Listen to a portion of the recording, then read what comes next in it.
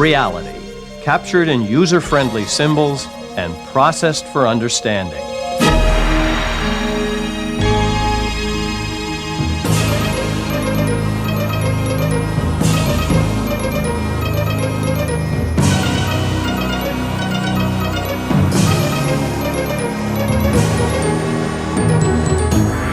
The Idea Channel. Now, it gives me great pleasure at this time to introduce Milton Friedman, who will speak on the subject, the role of government in a free society. Thank you.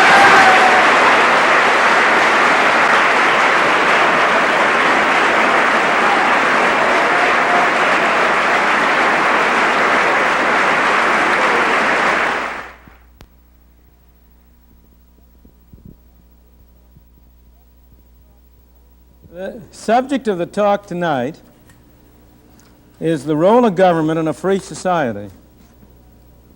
And I think in discussing that subject, the first thing you have to do is to emphasize the very different meanings that free has.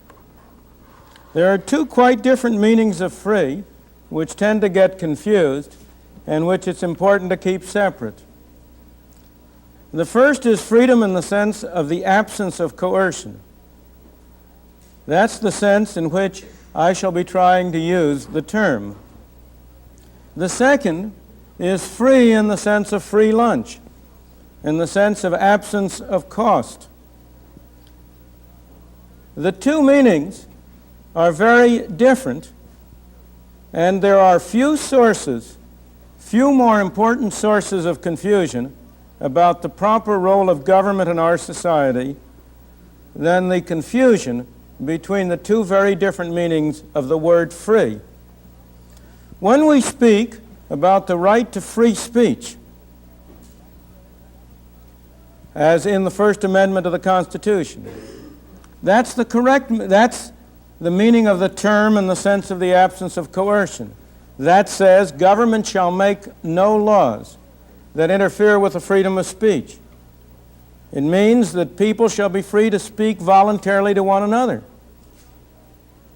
It's often forgotten that a corollary to freedom of speech is freedom to listen. Freedom of speech does not mean the right to force anybody to listen to what you have to say. Freedom of speech means the freedom to stand up and hire a hall and offer to speak and let anybody come who wants to listen to you. A very sharp contrast to that kind of freedom is the freedom that was suggested back in the days of World War II by Franklin Roosevelt when he spoke of the four freedoms and spoke of the freedom from want. That's a very different kind of freedom. How can you guarantee one person of freedom from want except by coercing another person to provide the material means for his being free from want? Freedom from want involves coercion. It may be a fine objective, but it uses the word freedom in an altogether different sense. So when I speak of a free society, I mean freedom in the first sense, absence of coercion. And by coercion, I mean very simply the use of physical force or threat of force to make one person the instrument or agent of another person's will. It's very tempting to use freedom in a broader sense. To use coercion, I mean, in a broader sense. We often talk about people being coerced by opinion or by talk or by a TV program or by propaganda. Once you start down that line, I think you're in great trouble in preventing yourself from going very far indeed. Persuasion is one thing. Coercion is a very different. And by the freedom, we mean the absence of the physical force or the threat of force to make one person serve another's. Now, obviously, if men are going to live in a society, there is no way in which you can have absolute freedom. There is a famous dictum of a Supreme Court justice that my freedom to move my fist is limited by the proximity of your chin. In a society in which there are many people, freedoms are bound to interfere one with the other. We are bound to have limits. And the question that we need to ask, and the question that I want to talk about tonight, is what arrangements in a society will minimize coercion while preserving the maximum opportunity for members of a society to cooperate with one another to achieve their separate objectives. The fundamental principle that I am going to try to uphold was stated by John Stuart Mill in On Liberty over 100 years ago. And I quote from his statement in that essay. Quote, "The object of this essay is to assert one very simple principle, as entitled to govern absolutely the dealings of society with the individual in the way of compulsion and control. That principle is that the sole end for which mankind are warranted, individually or collectively, in interfering with the liberty of action of any of their number is self-protection.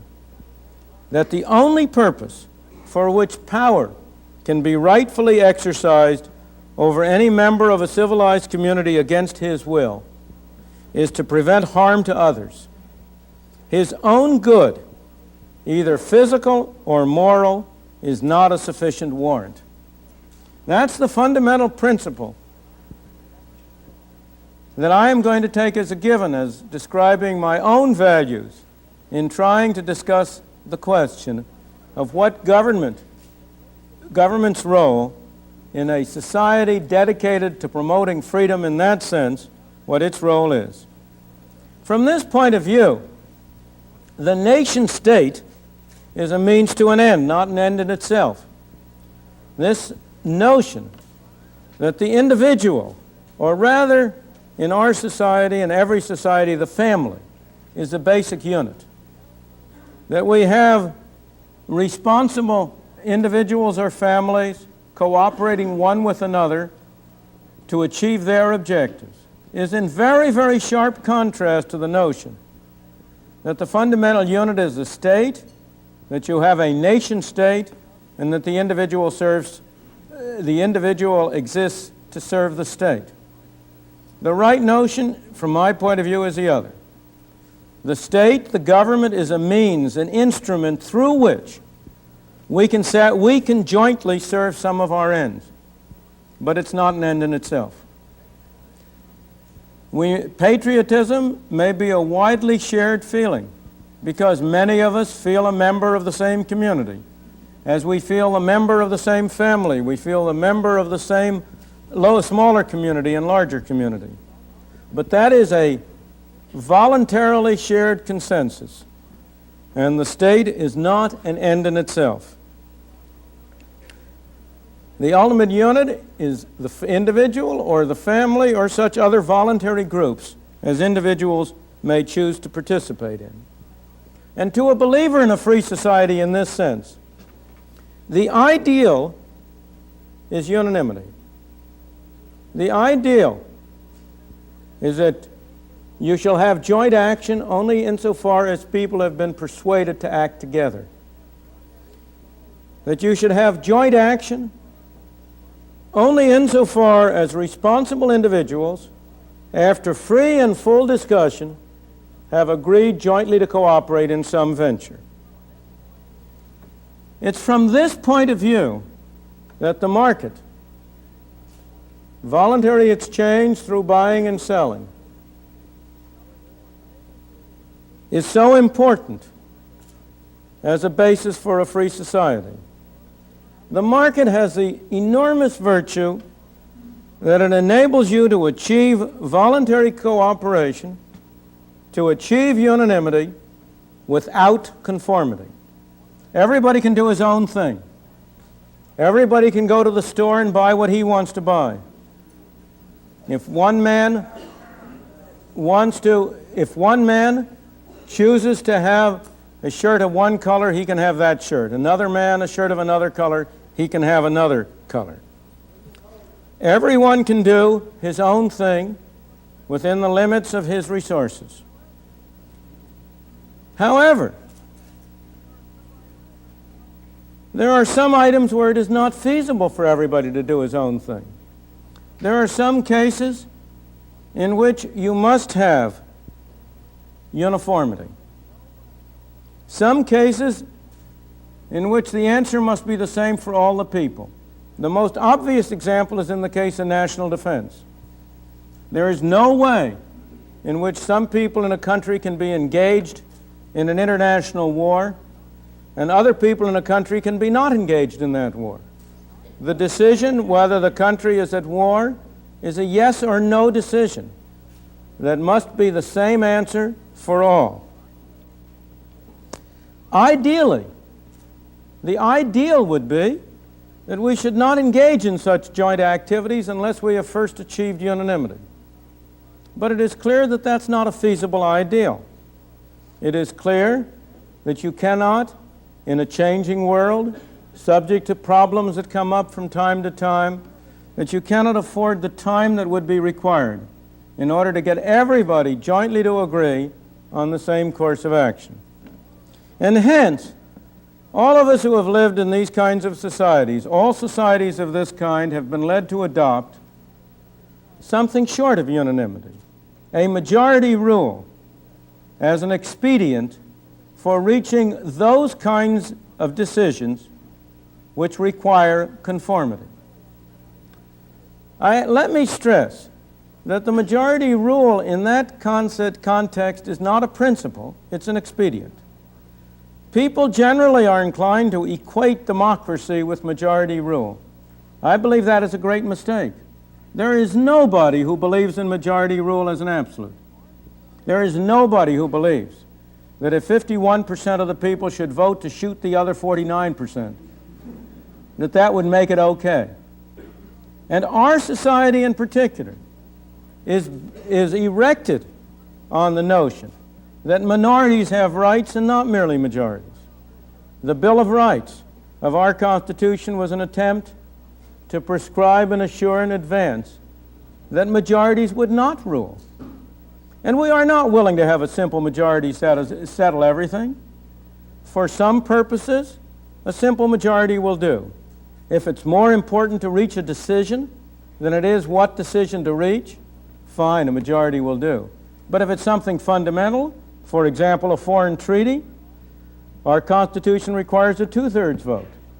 If it's something even more fundamental, such as changing our basic Constitution, well then we provide that you must have much more than a simple majority. You must have a qualified majority of the various states as well as of the Congress.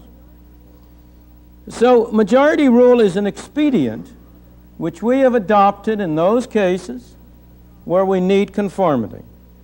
Now the reason why this is important is because the use of the political channel for deciding issues, while it is absolutely inevitable, while you must do it,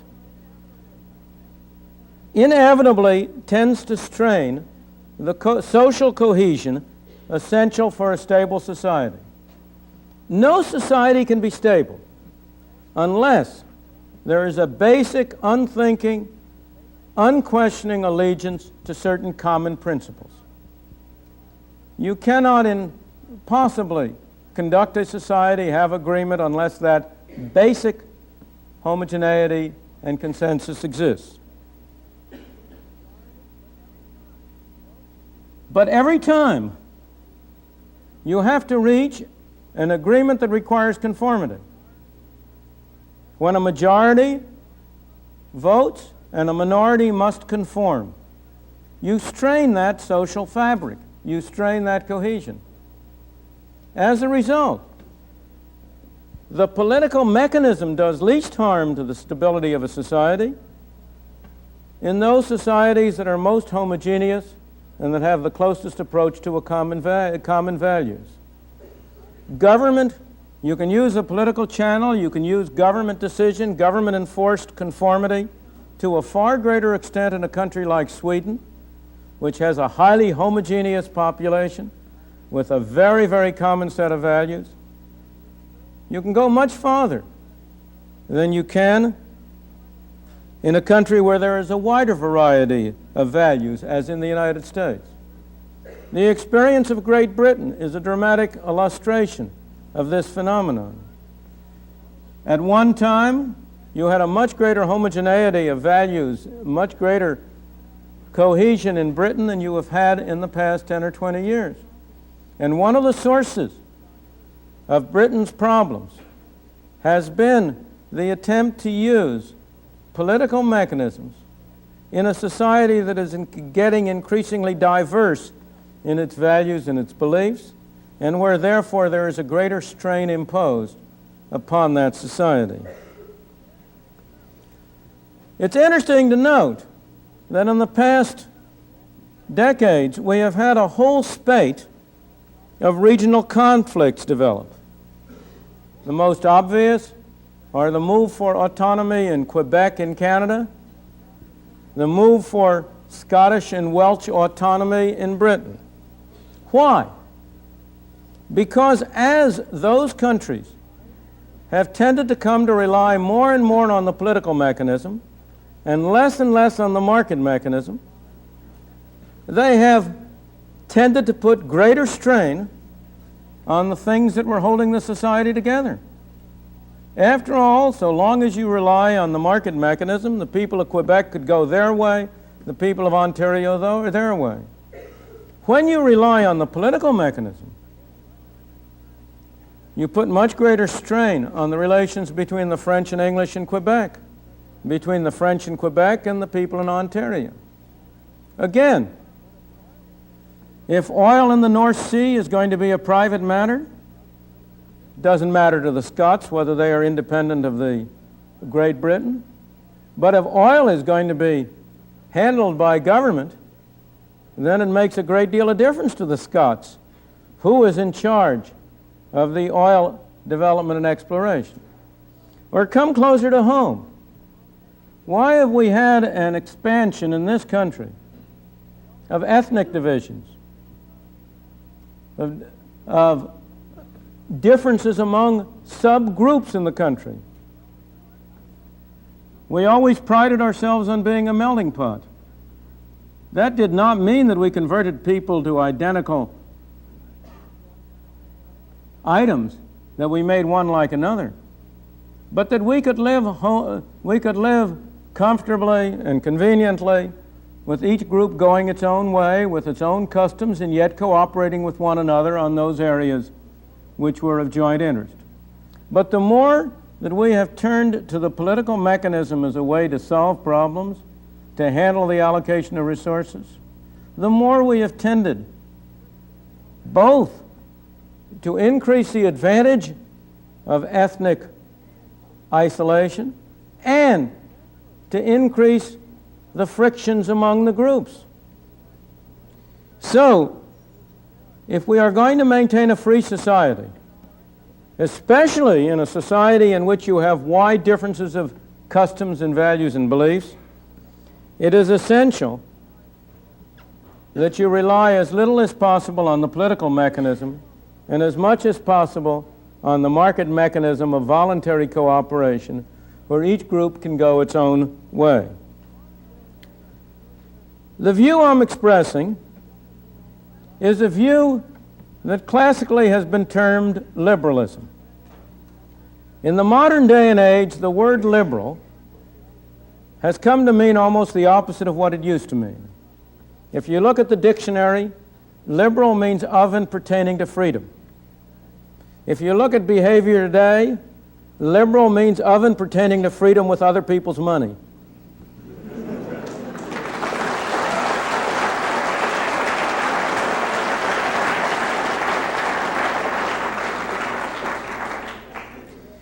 I am a liberal in the original sense, in the sense in which John Stuart Mill was a liberal, in the sense of which his statement was a statement of liberalism.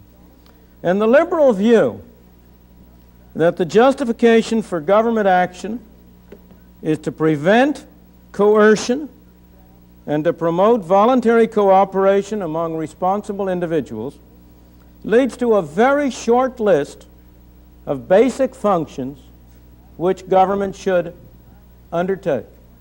And I may say that short list is one which has a long intellectual history, coming from Adam Smith down through Adam Smith, and I should say Thomas Jefferson and the writers of the Declaration of Independence and the original Constitution, down through the philosophical radicals of the 19th century, Bentham and John Stuart Mill, down to the present. And these basic functions can be listed very simply. They are, first of all, to prevent one man from coercing another, the internal police function. They are, second, providing for external defense.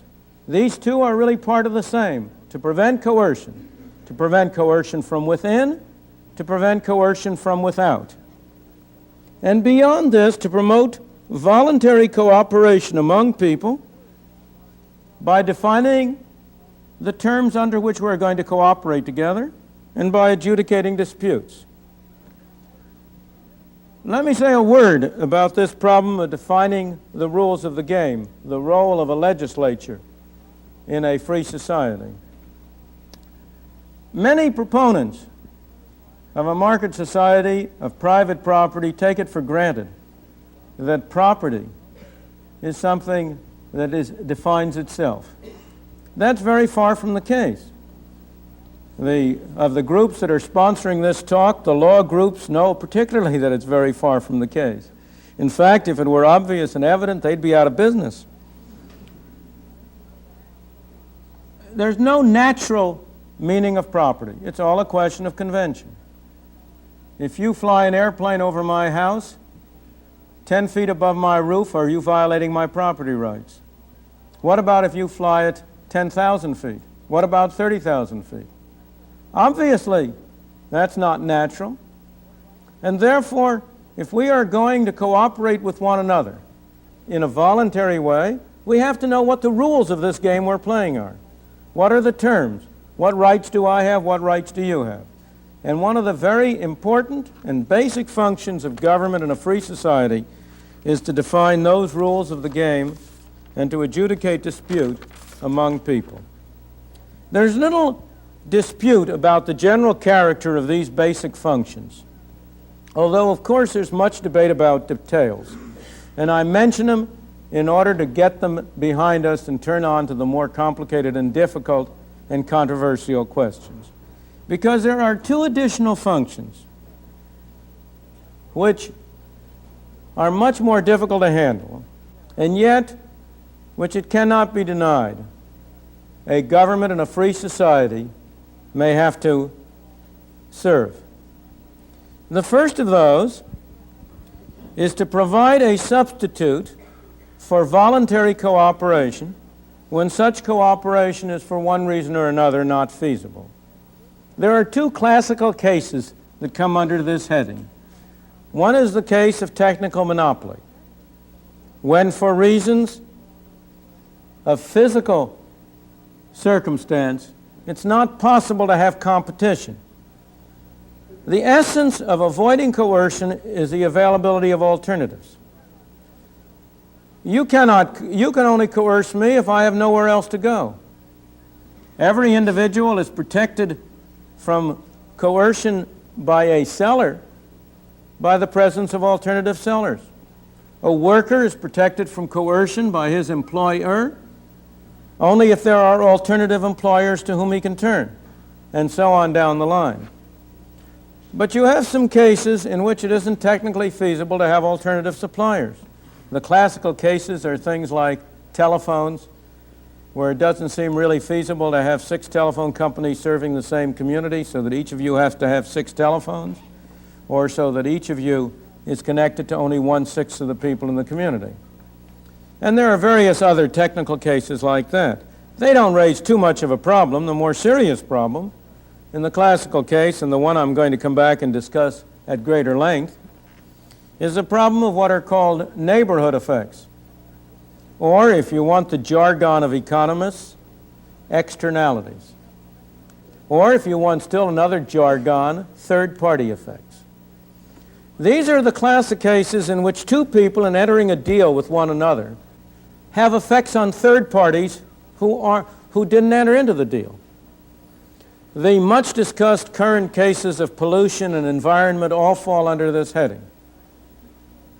If somebody pollutes a river and somebody downstream gets polluted water, what you have is that somebody upstream is engaging in exchanging good water with someone downstream for bad water. There might be nothing wrong with that if the two have voluntarily made a deal to do so. But the problem arises when it isn't feasible to make this as a voluntary arrangement, and when the person downstream gets the bad water willy-nilly and without having agreed to be subjected to it. Those are the cases of neighborhood effects. That's one additional function, providing a substitute for voluntary cooperation. Another is to protect irresponsible people. We can only really believe in freedom for responsible individuals. But a society includes irresponsible individuals, of whom there are two major classes, children and the insane. I do not say those are overlapping. On the contrary, they are largely disjunct. But we cannot really argue for freedom for either group. This is the paternalistic function of the society. And it's also an extremely troublesome one. We have resolved it in most free societies by assigning primary responsibilities to the parents, by taking the family as a unit in considering policies. But fundamentally, there remains the problem. That's again an expedient, not a principle. We are not willing and should not be willing to treat children as the absolute property of their parents, which their parents may do with as they like. We really want to treat children as potentially responsible individuals whose freedom and opportunities must be protected. But that raises enormous difficulties. If the parents are not responsible, it is very difficult to find a surrogate that will do the job. Both the functions I've described raise problems because they are difficult to define precisely and even more to limit. There is an enormous range of activities which could be justified by government, which could be justified, or which you could attempt to justify on the grounds either that you have third-party effects or that you're dealing with irresponsible individuals. After all, in a complex society in which millions of people, tens of millions of people are cooperating together, there is hardly anything that people do that does not have effects on third parties, on people other than those who are directly involved in the arrangement. And there is hardly any policy. Well, that's an exaggeration, as I'll point out in a moment, but there are a very broad range of policies that can be justified on grounds of protecting irresponsible individuals, particularly if you allow the definition of irresponsible to be broadened. After all, a very large number of us know that there are two classes of people, ourselves and all those other irresponsible people. Nevertheless, to digress for a moment, even in this vague form in which I've so far expressed it, the principles I've listed are not empty, as can be seen by just listing some of the present governmental activities that cannot be justified in terms of these principles, even on a very broad and very generous interpretation of neighborhood effects and irresponsible individuals. Let me just give you a small list. For example, on these principles, there is absolutely no way in which you can justify the imposition of safety requirements on autos and motorcycles to protect the drivers of those vehicles. You can justify safety requirements to protect third parties, to protect pedestrians, to protect others, because in that case, you do have an effective third-party effect. But how can you justify safety requirements which are intended to protect the driver himself? If you think of John Stuart Mill's statement that the only purpose for which power can be rightfully exercised over any member of a civilized community against his will is to prevent harm to others, his own good, either physical or moral, is not a sufficient warrant. Indeed, I must say, I have long regarded the law various states have requiring motorcyclists to wear helmets as a kind of a litmus test of whether a person really believes in freedom or doesn't believe in freedom. If I am riding a motorcycle, I may be a fool and stupid not to wear a helmet to protect myself, but it's my life. What right does the state have to tell me that I must wear a helmet in order for my own good? Is not the right to commit suicide a basic human right? It's not one we would like to see exercised. Well, for some we would. But in general, it's not one we'd like to see exercised, and in general, we would certainly try to do our best to persuade any friend of ours not to exercise it. But when you come down to the ultimate point, how can we justify saying it is illegal to commit suicide on John Stuart Mill's grounds? I warn you that you must beware of the answer which you will be given, as I have been given when I have tried this on various times. And it's in a way a correct answer. It shows how wrong breeds wrong. Because the answer I have been given is that, well, now after all, you do have to require the helmet on a motorcyclist. Because when a motorcyclist spills himself on the road and spreads himself over the highway, he isn't really only hurting himself. A government ambulance will come to take him to a government hospital. He will be buried with a government subsidy, and his wife and children, if there are any, will thereafter be entitled to government welfare payments. And therefore, when the motorcyclist spreads himself over the road, he really is harming the rest of society and not merely himself. Well, you think about that proposition for a while and you can see what it leads to. What it says is that each of us is the property of the U.S. government, and that we each of us bear on our back a sign, "Property of the U.S. government, do not fold, mutilate, or spindle."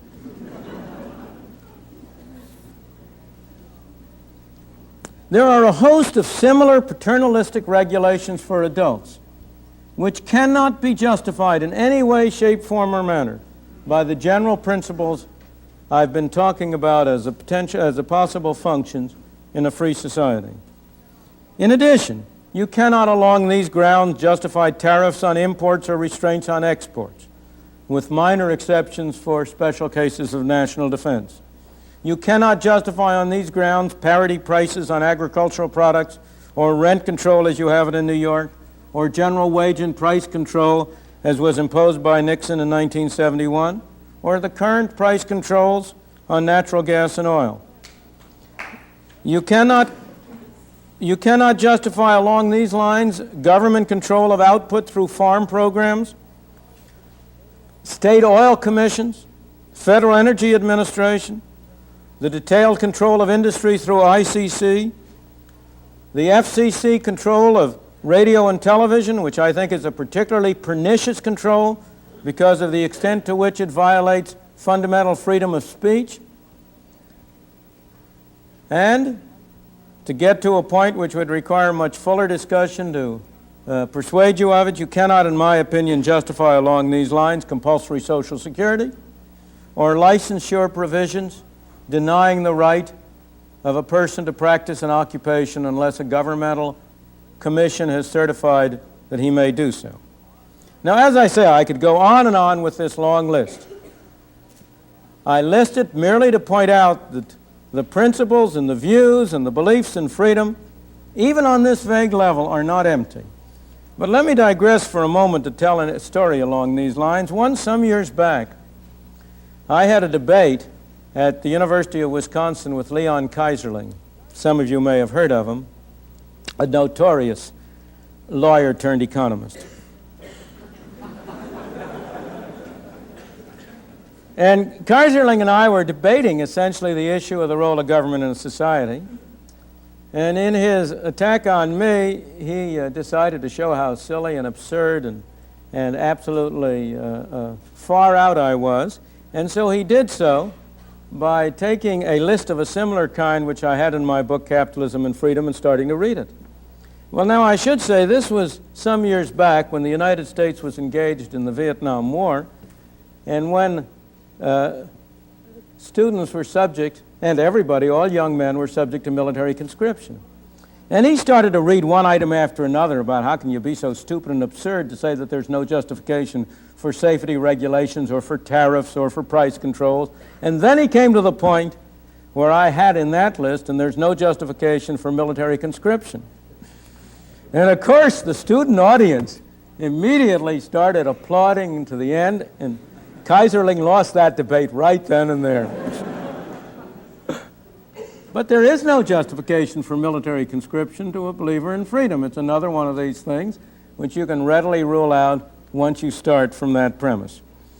But I want to take the rest of my time to talk about the difficult cases, to return to these so-called externalities or neighborhood effects, which have been used to justify such a very, very wide range of governmental activities.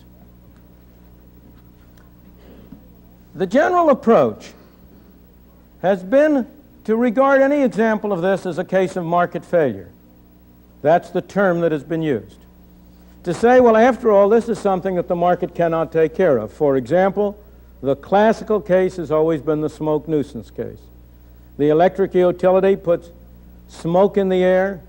The smoke makes my shirt dirty. That imposes costs on me. They don't have to pay me for it. And so they are imposing costs on me without my consent, and therefore the argument is that's a market failure. And so it is. It is a failure of the market. If you want to see what's involved in this, I submit to you a very simple example. Contrast the problem of a utility in driving its trucks, which have automobile accidents, with the problem in putting out smoke. Suppose I asked, one of the things that people tend to talk is as if the desirable thing is to have no pollution. Now that's obviously silly. We could have no pollution in this room very quickly if everybody just stopped breathing. But the cost would be a little higher than the gain. And in the same way, suppose you asked yourself the question, what's the right number of automobile accidents for a utility to have? Now offhand that seems like a silly question. Why, of course it shouldn't have any automobile accidents. But maybe the only way in which the utility could avoid automobile accidents would by having its trucks never go more than 3 miles an hour and only between the hours of 2 in the morning and 4 in the morning when there are no other cars on the road. And that would raise the costs of producing electric power very much. It would make it necessary to raise the prices to customers. It would raise the cost of power to customers. So that's obviously silly. On the other hand, if the utility has an automobile accident, until we went down the wrong road of no-fault insurance, the utility was liable to pay the damages to anybody it hurt. And therefore, if it drove its cars in such a way as to increase the number of accidents, it increased its cost, it reduced its costs of producing utilities, it increased its costs through accident payments, and it had the right incentive to have the number of accidents in which the extra cost in the form of increased liability payments just matched the extra gain from cutting its production costs. No problem arises. There's no market failure. Why? Because it's easy to identify who is hurt and who did the hurt. And so you can make it the subject of a market transaction. But when I come to the dirty shirt, which the same utility puts out, and in principle I ought to have the solution of the right amount of smoke, In the same way, the costs, the transaction costs, the costs of entering into the deal, of finding out who dirtied my shirt, and of getting them to pay for me are just greater than it's worth paying for the benefit. And as it turns out, hard though it is to believe, almost all externalities or neighborhood effects arise out of these transaction costs. Now, as I say, the approach has been to regard any market failure, however minor, as a sufficient excuse for government intervention. The market has failed, therefore the government should step in. But this is a basic error, because it involves a double standard. There's not only such a thing as a market failure, there's also such a thing as a government failure. That's not unknown in the modern society. And hence, the cure may be worse than the disease. And there are two very important reasons to expect government failure to be very prominent. The first is that the very features that inhibit the market solution also inhibit government solution. If it's difficult in the market to know who has benefited or harmed whom, it's difficult for government to know who has benefited or harmed who and to put in corrective action. But a much more important reason is that government actions have laws of their own. And you and I, as well-meaning people, may say the government should step in to correct that market failure. But once we get the government into the act, it's going to go along according to its own rules. And those rules will mean that the ultimate results are very different than the initial intent. The will be different than the deed. And when the government steps in and makes mistakes and has failures, they're going to be big failures and not little ones. We've had some dramatic examples that illustrate my point very quickly. 4 or 5 years ago, the government required all producers of children nightwear to add tris to the nightwear in order to make it flame-proof. And lo and behold, throughout the country, every manufacturer of children's nightwear added this substance to it. 4 years later, the government discovers that the chemical tris is carcinogenic. And lo and behold, every dealer throughout the country is required to take the nightwear off its shelves. An example of government failure of a large scale. Again, in the early 1970s, on grounds of reducing pollution, the government required on a wide scale utilities and manufacturing firms to convert from coal to oil and gas. Now the government is trying to get laws passed to require them on a large scale to convert back. So it's obvious that the fact that you have market failure is not a reason to have government call on government, unless you take into account the fact that you may have government failure and that the end result may be worse than the situation you started with. Because of this possibility, it's worth re-examining, and this is a final point I really want to discuss. It's worth re-examining the existence of other ways to cope with market failure than calling in government to redress the balance. I think one of the great difficulties in discussions of this kind is a tendency to proceed as if there's only a pure market on the one hand and a pure government on the other, and to neglect the whole host of intermediate voluntary arrangements which they are, which tend to arise when there are market failures. Because after all, the existence of market failure implies a potential gain and hence gives an incentive to solve the problem. Let me give you some very simple examples. One, which I owe to my son, is the custom of tipping. Now, you know, it's worth stopping and thinking about the custom of tipping. There's not a person in this room who doesn't tip, even though he doesn't himself ever expect to come back to that restaurant and have that waiter serve him. Why do you tip? Not for self-interest. Tipping serves a very important social function. There is a market failure here that has to be redressed. How do we have an arrangement under which people are induced to give good service? Well, the best way to do it is to make it worth their while to give good service, to reward people who give good service, and to punish people who give bad service. But how do we do that? If you or I are going to come back to the same place time and again, it's easy. But if we're not, how do we do it? Well, we have developed a very extensive social custom for exactly this purpose. That without thinking about it, all of us act as if we were serving the interests of other people in tipping for good service. Politeness serves the same exact social function. I'll give you another very trivial and basic example. All of us who have traveled on highways around this country have recognized the great social value of conveniently available rest facilities. Now, why on strict business principles should any gas station provide rest facilities to people who aren't going to buy gas there? He's rendering a benefit to a third party. Surely, if you were to think of market failures, you would say, well, no gas station would do that, and therefore there would be no way in which this useful social function could be provided. But in fact, it is provided. In some cases by governmental stations, but more generally, because there are national chains of gas stations which benefit, as they see it, from goodwill in providing these facilities, because in other cases, the cost of enforcing payment, the cost of restricting the use of the facilities only to those people who are going to buy gas there or pay for it is greater than the gain from doing so. And so society has developed a technique for handling this case of market failures. Many other cases. Here in Palo Alto, you have local associations of homeowners who join together voluntarily in order to provide services for the group as a whole. But I want to come to a more interesting and sophisticated case, which is especially relevant here and to this audience.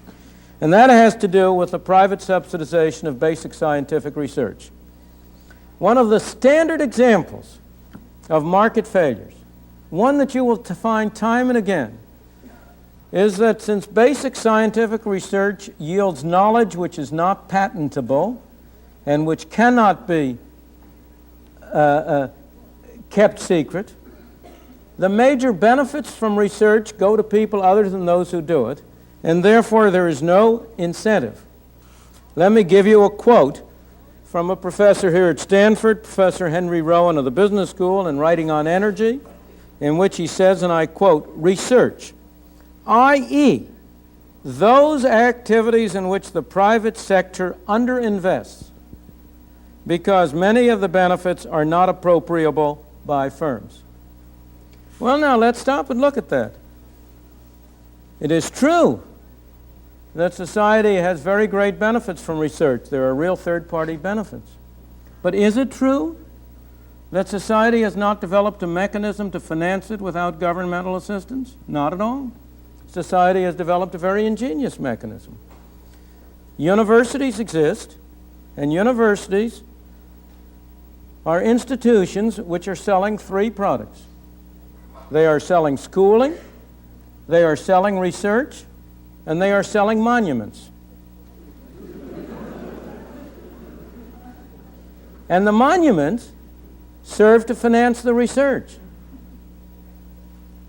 And the monuments are linked to the research precisely because the research has third-party effects and cannot have benefits that are appropriable. If Mr. X or Mrs. X wants to honor her ex-husband, Mr. X,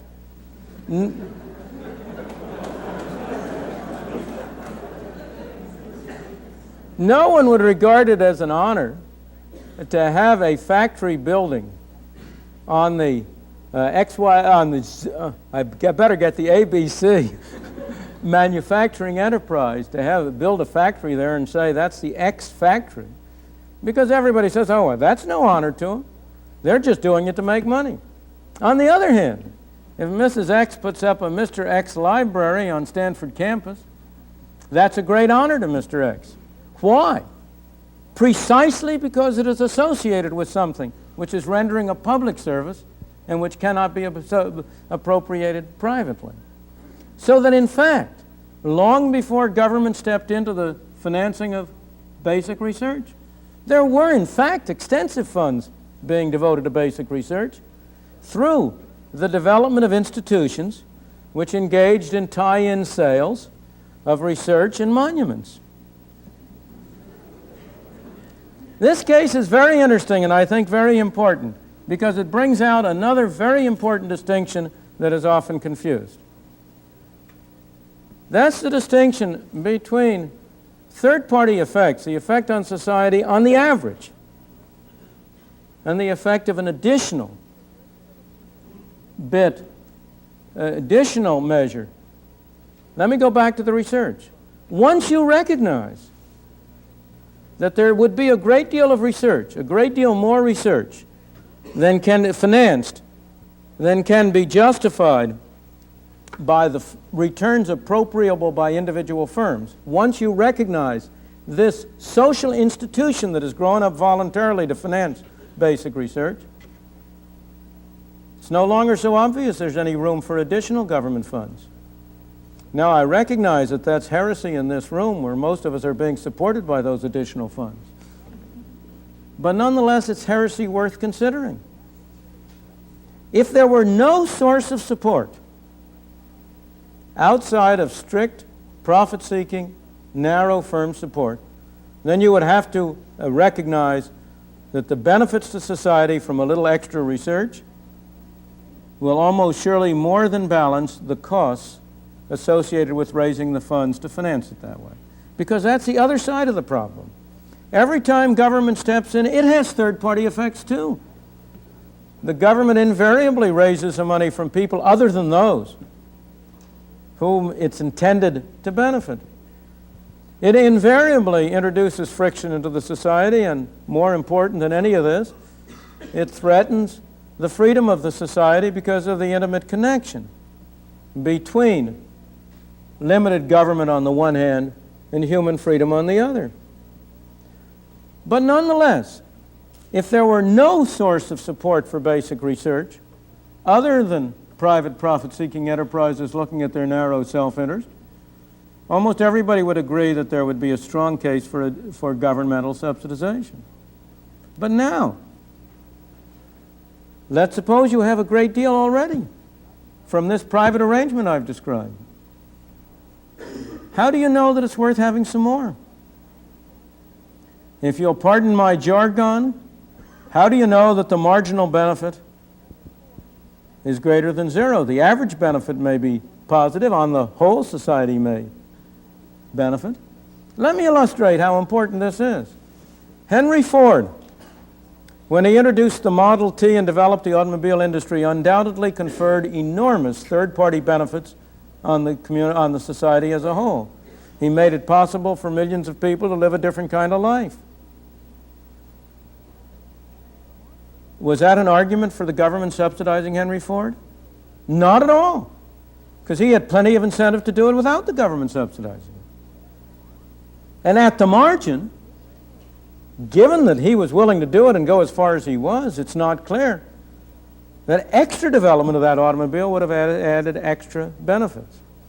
In the same way, once you recognize the importance of distinguishing between the margin and the average, the extra, and the whole thing, you will immediately see that that a very large fraction of all the arguments for government involvement on the ground of external effects, of neighborhood effects, of third-party effects fall to the ground.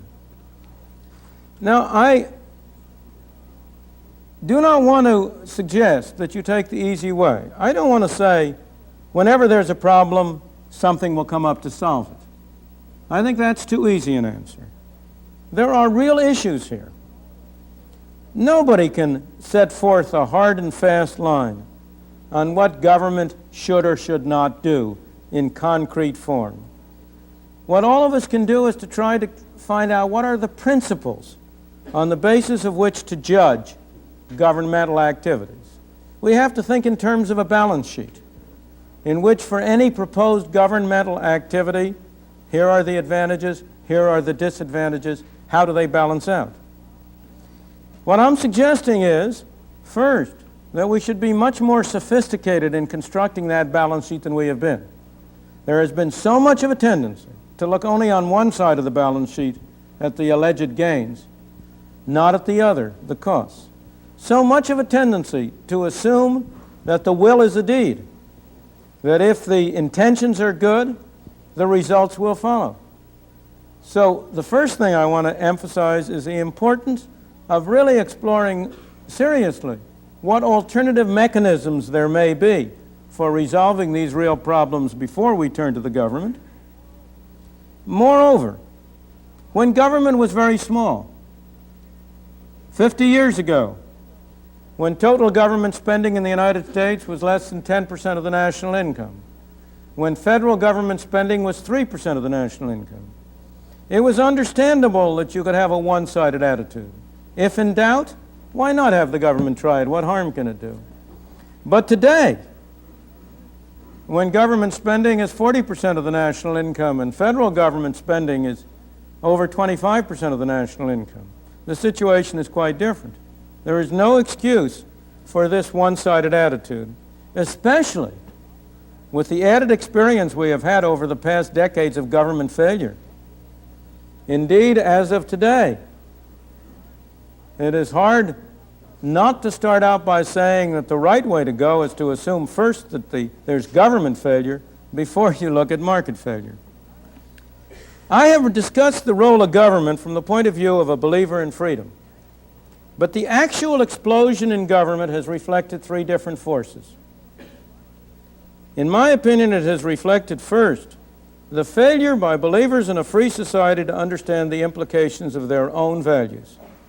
Many of the expansions in government have been brought about by people who were seriously and sincerely seeking to promote freedom of the society, who believed in a free society but did not recognize the dangers to freedom from the governmental extensions they were supporting. Second, a very wide range of governmental activities have occurred because of the pressure by people who do not believe in freedom, by the attempt by people to impose their values on society, the paternalistic view, the belief that some know better what's good for the public at large than others, the belief that the natural elite should rule. Indeed, many of the objections to a free society, many of the objections to the use of the market are precisely that it limits the power of some people to impose their will on other people. It makes it hard to do good. And it does. With a little of a market, with a big free enterprise sector, it's very hard to do good. But by the same token, it's hard to do evil. And in a society of imperfect human beings, with the experience we have had, it's worth paying a big price in reducing the chances of doing good in order to avoid the chances of doing evil, especially when one man's good is another man's evil.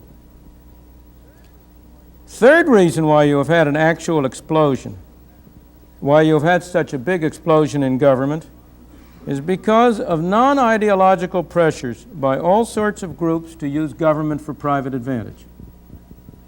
That's been a major source, as we all recognize. And we are among those groups. We mustn't blame other people. All of us are only too willing to see government expand in areas that benefit us.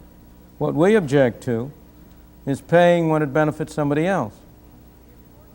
The importance, I haven't really discussed these second and third pressures because of limitations of time. I've really tried rather to put in broad focus what for a believer in freedom is the proper and appropriate role of government and how to think about that role of government. And I believe that is important because I believe the failure by believers in a free society to understand the implications of their own values has often led them to collaborate with their ideological opponents and to serve as frontmen for non-ideological special interests, so that if we can be more aware of what our values imply Because I say our values because I think they are the values of most of us.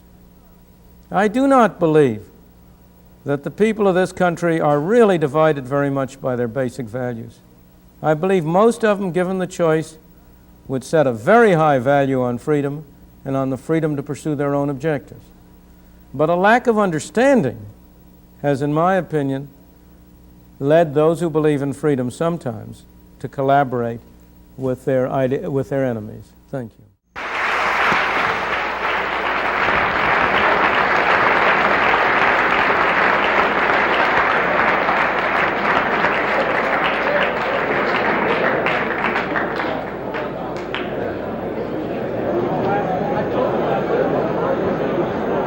Friedman, my question really goes to part one of your speech. Sure. It seems like you mentioned the word coercion, persuasion, and exchange about a half dozen times each. Right. And I think I understand the difference between exchange and coercion. But I'm confused about persuasion. And my question is, and perhaps you can answer it as quickly as I offer the question, but what is the difference between commanding somebody, A, commanding B to do something, i.e. coercion, and A, persuading B to do something? The difference is that A commands B on the threat that if B doesn't do it, he goes to jail. Or if B doesn't do it, he gets hit over the head. In my opinion, I am going to distinguish between persuasion and coercion entirely on the basis of the actual use or threat of use of physical force, not mental persuasion, not brainwashing. I find it impossible to accept brainwashing except under conditions of physical coercion as well. You may have a person held violently and brainwashed in that sense, but other than that, the fundamental distinction I would draw is the use of force. Well, let me ask you this. You seem to say that coercion is bad, and I think persuasion is good because it helps us achieve the necessary cooperation and uniformity that makes the society hold together. But what are the implications of the freedom of the individual when individuals are barraged by all sorts of persuasive communications, by the media, by lawyers, by I understand. Business executives, by professors? We're constantly being persuaded. And what would John Stuart Mill say to my fear of being so persuaded that I really don't have free choice? He would say to you, and I would say to you, as long as there are alternative channels of persuasion, as long as there is freedom of different views to be held, well then, I'm not worried. Maybe I should be, but I'm not. The real problem arises when you only have one thing you hear. Now, it is coercion. If you are prevented by force from expressing a view, if you're a citizen of the Soviet Union, you're dressed with a great deal of persuasion. But the sources are limited. And if somebody else wants to come in and try to persuade you differently, if a Solzhenitsyn or a Sakharov wants to persuade you differently, he's prevented how? By the threat of physical force. Or now, the fact that we have a great many different channels of persuasion is a very healthy thing, as long as there's no monopoly. And the real problem arises when we don't have a proper, well, let me give you I mentioned that one of the worst things we have is a control by FCC of radio and television. Why? Because it reduces the range and variety and alternatives of persuasive material. It gives a special advantage to the advertisers. You ought to have a system of radio or TV in which material can be disseminated the same way it is in print, in which you could do it through fee TV, paying for it, or other ways. But we use force, namely the denial of a license, the fact that a policeman will come and put you in jail if you operate in contravention to the FCC rules. to prevent alternative means of dissemination. In my opinion, that's why you have had a wasteland of television, in a phrase that Minnow used some years ago. So I think the fundamental answer to your question is that we must strive to keep all channels open. And if we do that, then it's very tempting for individuals to say, I want to be free of that. You know, freedom imposes costs as well as benefits. If you have to make up your own mind, that's a terrible thing. Most people would much prefer to have their mind made up for them. But if we're going to maintain a free society, each of us have to undertake the task of making up our own mind. Thank you. In reference to talking about government's role in a free society, you mentioned some of the market failures, and I think that you may have just passed over one that is of utmost importance, and that is of poverty. And in prefacing my question, I'd like to refer to what President Kennedy said, that if a free society cannot help the many who are poor, it cannot save the few who are rich.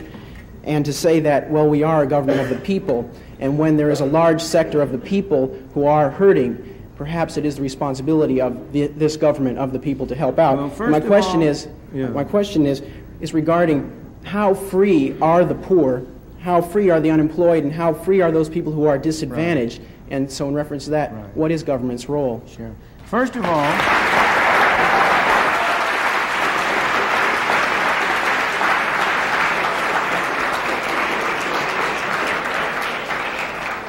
I'm glad to see one vote for the poor. First of all, the government doesn't have any responsibility. People have responsibility. This building doesn't have responsibility. You and I have responsibility. People have responsibility. Second, the question is, how can we as people exercise our responsibility toward our fellow man most effectively? That's the problem. So far as poverty is concerned, there has never in history been a more effective machine for eliminating poverty than the free enterprise system and the free market. The period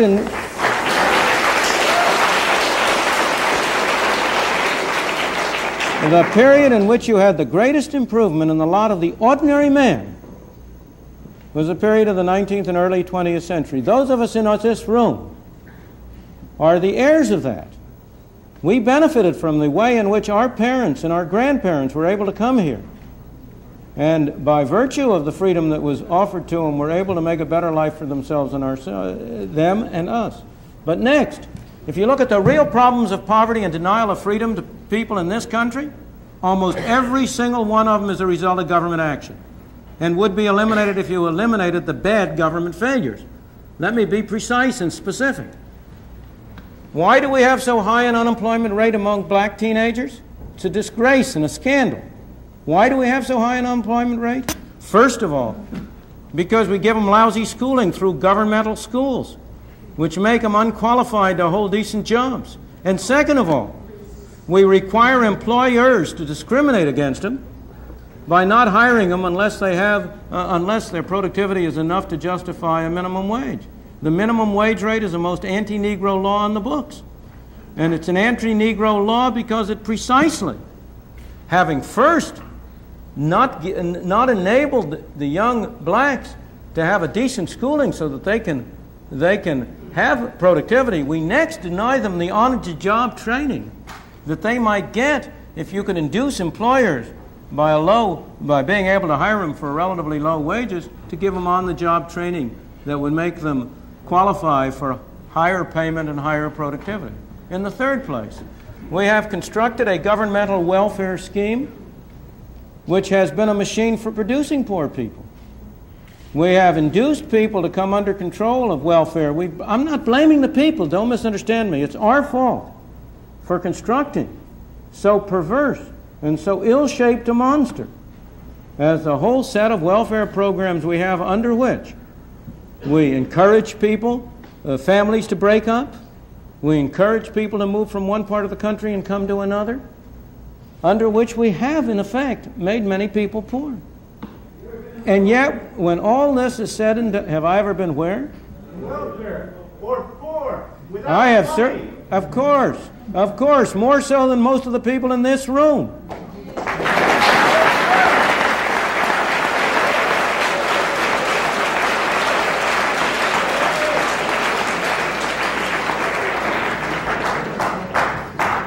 How many of you have worked a 12-hour day and gotten paid 78 cents? But let me go back to but you know that's all irrelevant. Is there one of you who is going to say that you don't want a doctor to treat you for cancer unless he himself has had cancer?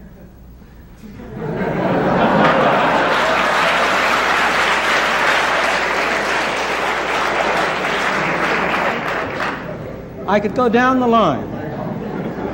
But when all is said and done, while there are people in this country who are worse off than other people, by and large, even the poorest people in this country are relatively well off compared to the conditions in many other countries in the world. What we take as our standard of poverty, is above the average income of all of the people in the Soviet Union, let alone of the people in India or China or in other countries. Now, that doesn't mean we should be satisfied with it. We are a wealthier country and we've been more productive. And we should set higher standards by ourselves. But by the same token, we ought to have a sense of proportion. And we ought to recognize both the source and the problem.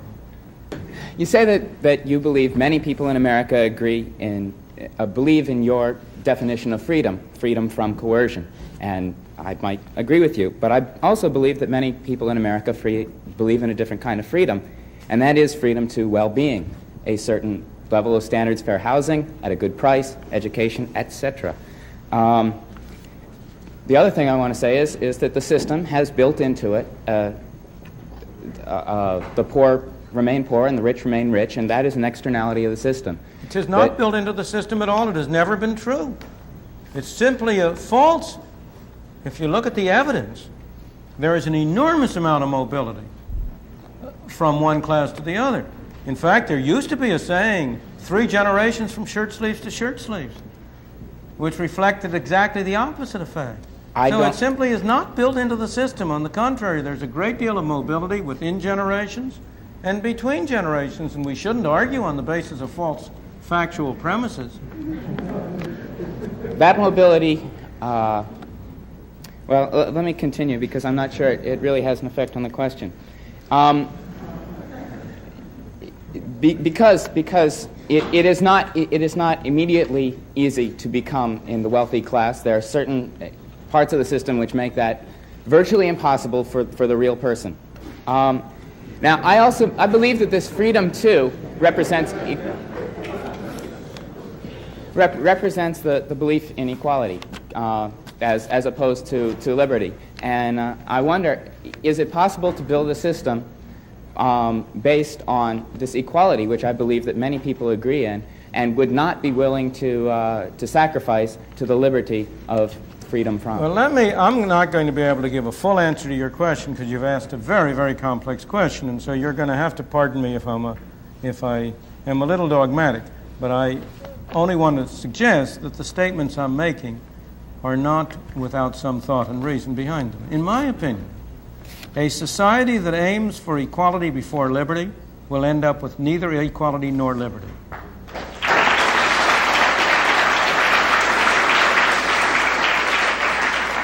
And a society that aims first for liberty will not end up with equality, but it will end up with a closer approach to equality than any other kind of system that has ever been developed.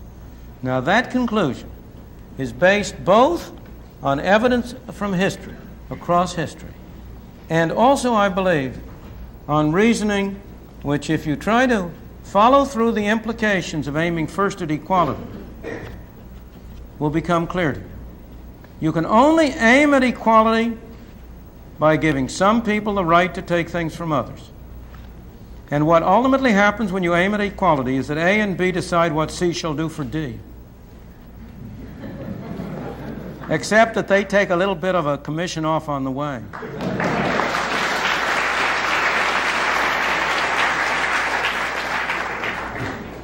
I'd like to ask a question on behalf of the lawyers in the audience.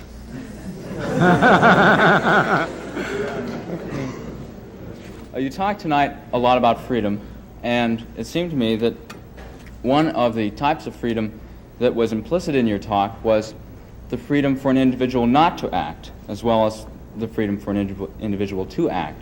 And this,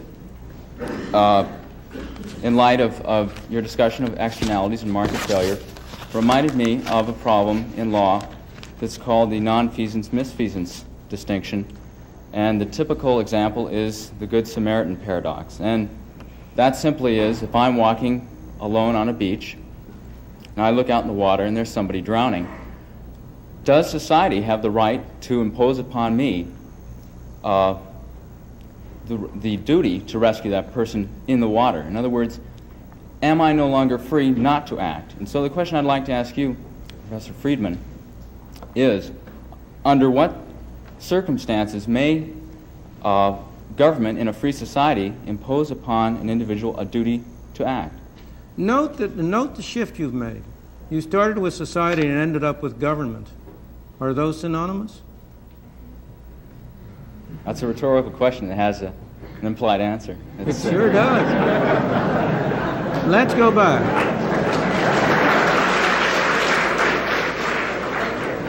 Let's go back. Because what you're really asking is a very fundamental question. And we can leave aside the legal aspects of it. The real question is, what's the case for believing in freedom? In particular, is a man free to sin? Because this is what you're really saying. If I see you about to sin, am I free to let you sin? If I know that you're sinning, the answer is no. The justification for freedom is that we don't know. That who are we to judge for our fellow man?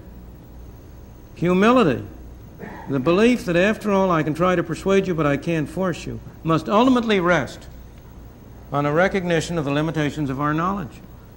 We don't say that there isn't such a thing as sin. All we say is we can't be sure we're right when we think it. Now you see this man walking on the beach. How can anybody force him to go out and rescue that fellow?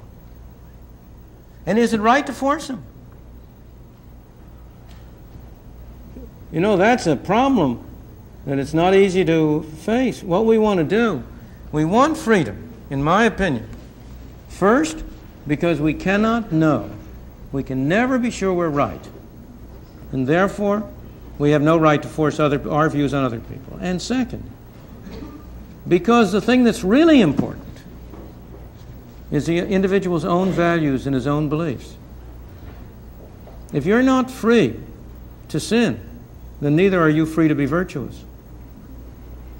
Virtue is a meaningless concept unless an individual has a free will to choose between one act and another. You and I might think very, very well of that individual if he jumped in and tried to rescue the man sinking. And we will impose that value on him through the social process whereby we construct values and transmit them to one another. A good society will certainly be one in which people in that position will be strongly inclined to move out and try to rescue the man there. But that's a very different question from saying that if the society is bad, we can make it good by using force to drive him out there to bring the other man in. I'm not sure that's an answer to your legal question, but it's an answer, I think, to the moral question. Thank you. Thank you. Let's go to the next one.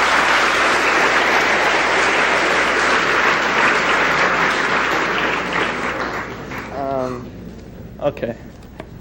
In your book, Capitalism and Freedom, which I've read cover to cover, Gee, thank you. you presented the thesis that capitalist society was a prerequisite for a free and democratic society. But how does this fit with the example of South Africa, a nation which fits your criteria for a capitalist society? It has relatively unregulated free enterprise, market diversification, and multinational participation, but in no way could be considered free with apartheid discrimination and forced labor by the Passbook Clause. I'm afraid you read the book from cover to cover, but not line by line. Because you will find that the statement in question is that a free market economy is a necessary, but not a sufficient condition for a free society. I have never argued that it's a sufficient condition, only that it's a necessary condition. So I said in there, I gave examples of societies which predominantly relied on market economies on market mechanisms for their economy, but yet we're not by any stretch of the imagination free societies. So I don't believe that's a contradiction. I think free societies are very rare things. And most societies at most time in human history have not been free. So I don't know any simple formula to produce a free society. I only know that if you don't have a market economy, you won't have a free society. I'd like to follow up. How do you see the role of the multinational in a system like South Africa? Well, I believe we have to separate issues. I believe that on the whole, the blacks in South Africa have benefited greatly from the multinationals in South Africa so far as their economic condition is concerned. You know, I want to say something to you people. This is Stanford, and I want to tell you something that it seems to me about the multinationals in South Africa. I think you missed a great opportunity here in this university. A while ago, as I understand it, there was a commission here that was investigating the question of the cost to Stanford in endowment income if it were required to restrict its investment to enterprises that had no connection with South Africa. Is that right? Wasn't there such a group that investigated it? And as I understand it, they came out with the conclusion that it would cost something like, I think it was $300 or $400 per student per year. And then they made the wrong choice.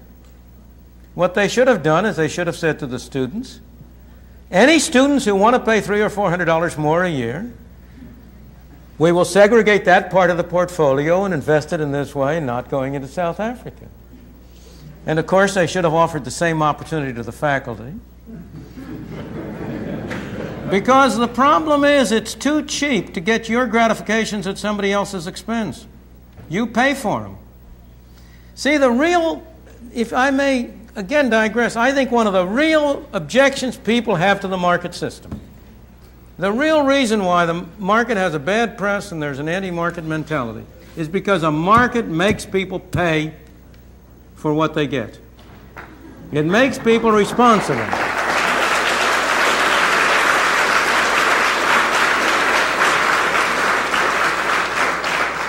And of course, everybody would rather have somebody else pay for them. So if you go to this case, I remember when I was in South Africa, I've been there, I'm surprised I haven't been picketed on that account. I spent a day with the leader of the Zulu tribe, a very intelligent, thoughtful, far-sighted black man who was there, Gacha Buthelezi.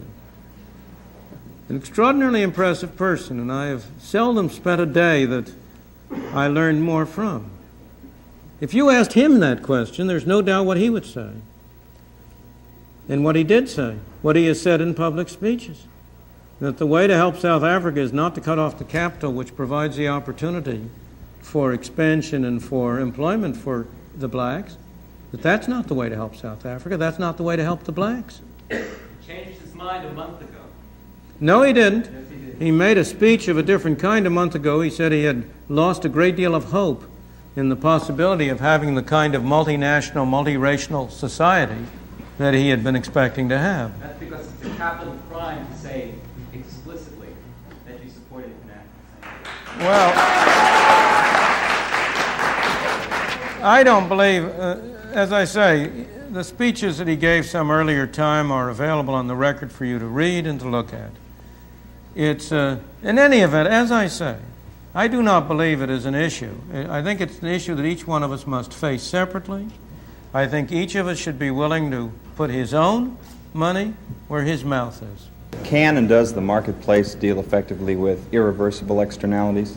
I'm not sure you've touched For upon example? it completely. And this is a hypothetical, but may be true, air pollution, assuming that the world can only handle so much pollution, can we really leave it up to the marketplace to deal with that sort of an irreversible or potentially irreversible externality? Well, insofar, there's no difference between irreversible and non-irreversible ones. If it's, if the benefits can be identified, if you can make it subject to the market, if you can make the costs be borne by those people who are involved and responsible for it, well then, they will have every incentive to take account of the future effects. It's the argument of whether the fact that you have, let's say, finite resources somehow or other prevents the market from providing for the future. So that the situation for what you're calling irreversible is, I think, no different for the non-irreversible. In the case where you have strong externalities, the fundamental answer to you is that there is no good solution. You see, we must not let the best be the enemy of the good. Utopianism is a great disease. The idea that there's something wrong doesn't mean that there's something better. So that in many of these cases, there may be no good solution. That's why I stressed that I do not think you can make a hard and fast list of what things government can do. You have to look at each case and look at its pros and cons. But you have to be even-handed, and in that evaluation include government failure as a likelihood as well as private failure. On the whole, my impression is that governments have been far less farsighted than private individuals have been. That they have been far more willing to play fast and loose with the distant future than have private individuals and private groups.